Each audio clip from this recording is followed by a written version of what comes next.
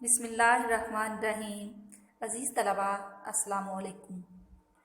آج ہم اردو بے کے سلسلے کا چوتھا مضمون پڑھیں گے، جس کا عنوان ہے یوم آزادی۔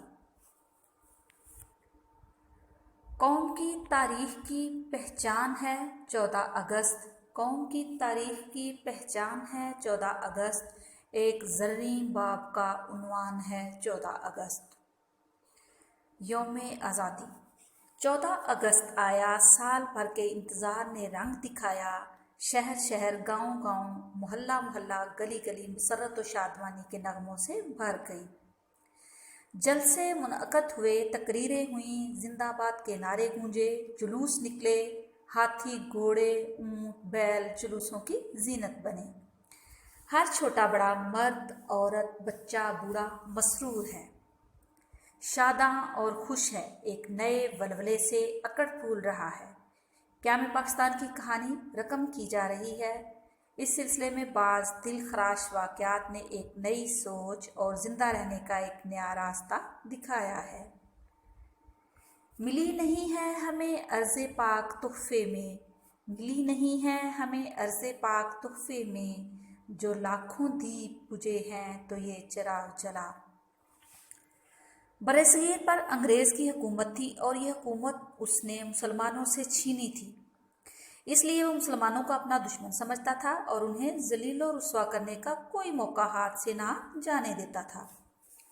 اس کے ساتھ ہندو خوشامدی بھی انگریز کے دل میں مسلم دشمنی کے جذبات کو ہوا دے رہا تھا۔ نتیجہ ظاہر تھا کہ مسلمان ان دو پارٹوں کے درمیان پس رہے تھے۔ انگریز کا حکومت پر قبضہ تھا تو ہندو کا دفاتر پر۔ وہ کسی مسلمان کو افسری تک پہنچنے ہی نہ دیتے تھے، اس لیے مسلمان دفاتر میں چپراسی یا چوکیداری کر کے اپنا پیٹ پالتے تھے۔ دراصل ہندو کا منصوبہ یہ تھا کہ وہ انگریزوں کے چلے جانے کے بعد پورے برصغیر کا حاکم بنے اور مسلمانوں کو اس طرح پیس کر رکھ دے کہ اسلام کا نام ہی ختم ہو جائے، اور اس کے ساتھ انہیں شودر بنا کر ان کے کردار کو مسخ کر دے۔ انگریز اور ہندو کے گٹھ جوڑ سے مسلمانوں کی حالت بہت قابل رحم ہو چکی تھی۔ مسلمان اکابر بھی ان حالات مذکورہ سے غافل نہ تھے۔ آخر انہوں نے 1906 میں مسلم لیگ کی بنیاد رکھی، جو ہندو تنظیم کانگریس کے متوازی تھی، مگر کانگریس سارے ملک میں پھیلی ہوئی تھی۔ ہندو سو طرح سے اس کے لیے کوشاں تھے۔ 1930 میں مسلم لیگ کا ایک بھاری اجلاس الہ آباد میں ہوا، جس کی صدارت حضرت علامہ اقبال نے کی۔ آپ نے اپنی تقریر میں فرمایا کہ مسلمان اور ہندو الگ الگ دو قومیں ہیں، جن میں اب تک نہ اتحاد ہوا نہ آئندہ ہوگا۔ اس لیے بہتر یہ ہے کہ وہ صوبے جن میں مسلمانوں کی اکثریت ہے وہ ایک اسلامی ریاست کے طور پر مسلمانوں کے حوالے کیے جائیں، اور جن صوبوں میں ہندوؤں کی اکثریت ہے وہاں ہندو حکومت کریں۔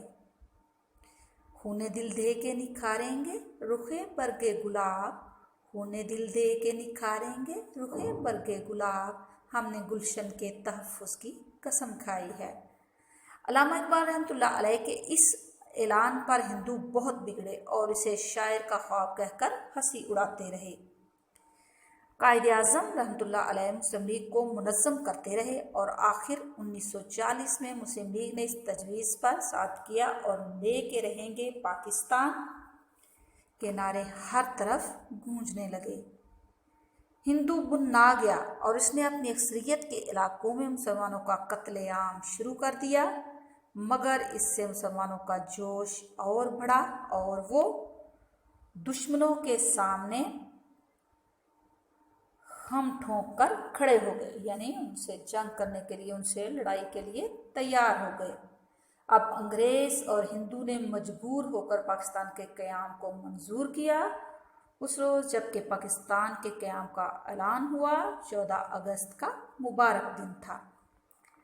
زندہ قومیں ایسے ہی قومی دن کو بڑی شان سے مناتی ہیں۔ ہم مسلمان بھی خوشی مناتے ہیں کہ ہمیں چھینی ہوئی آزادی ملی اور پاکستان کی سلطنت وجود میں آئی۔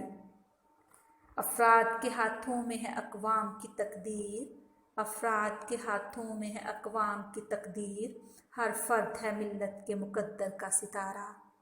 پاکستان پائندہ باد قائد اعظم زندہ باد۔